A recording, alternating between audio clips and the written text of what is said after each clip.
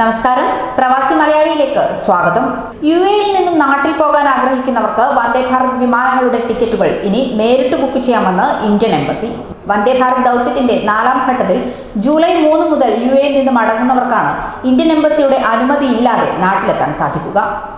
എംബസിയിൽ പേര് രജിസ്റ്റർ ചെയ്തവർക്ക് air India എക്സ്പ്രസിന്റെ website വഴിയും ഓഫീസുകൾ മുഖേനയും ടിക്കറ്റ് ബുക്ക് ചെയ്യാൻ സാധിക്കും. ആദ്യം ബുക്ക് ചെയ്യുന്നവർക്കാണ് ആദ്യ ടിക്കറ്റ് നൽകുക. ജൂലൈ 3 മുതൽ 14-ാം തീയതി വരെയുള്ള വിമാനങ്ങളിലാണ് ഈ സൗകര്യം ഇപ്പോൾ ഒരുക്കിയിരിക്കുന്നത്. ജൂലൈ 3-ന് ശേഷം യുഎഇയിൽ നിന്ന് നാട്ടിലേക്ക് പോകേണ്ടവർക്ക് വന്ദേ ഭാരത് വിമാനങ്ങളുടെ ടിക്കറ്റ് നേരിട്ട് ബുക്ക് ചെയ്യാമെന്ന് ഇന്ത്യൻ എംബസി അറിയിച്ചു. ഇതോടെ എംബസിയുടെ അനുമതിയില്ലാതെ യുഎഇയിലെ പ്രവാസികൾക്ക് നാട്ടിലേക്ക് എത്താൻ സാധിക്കും.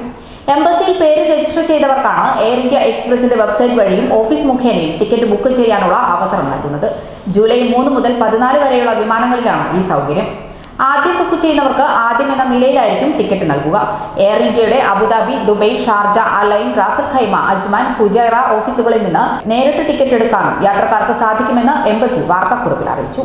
അബുദാബിയിൽ നിന്നും ദുബായിൽ നിന്നും കൊച്ചി, കോഴിക്കോട്, കണ്ണൂർ വിമാനത്താവളങ്ങളിലേക്ക് 710 ദിർഹം വീതമാണ് ഏറ്റവും കുറഞ്ഞ നിരക്ക്. തിരുവനന്തപുരം വിമാനത്താവളത്തിലേക്ക് മാത്രം 750 ദിർഹമാണ് നിരക്ക് പ്രഖ്യാപിച്ചിരിക്കുന്നത്.